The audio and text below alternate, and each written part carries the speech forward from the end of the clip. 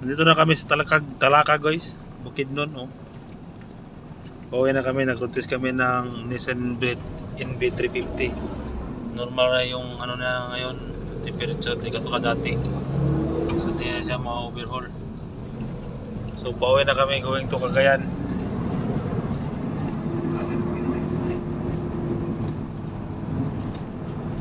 So may malakas na motor, lalakagin namin to.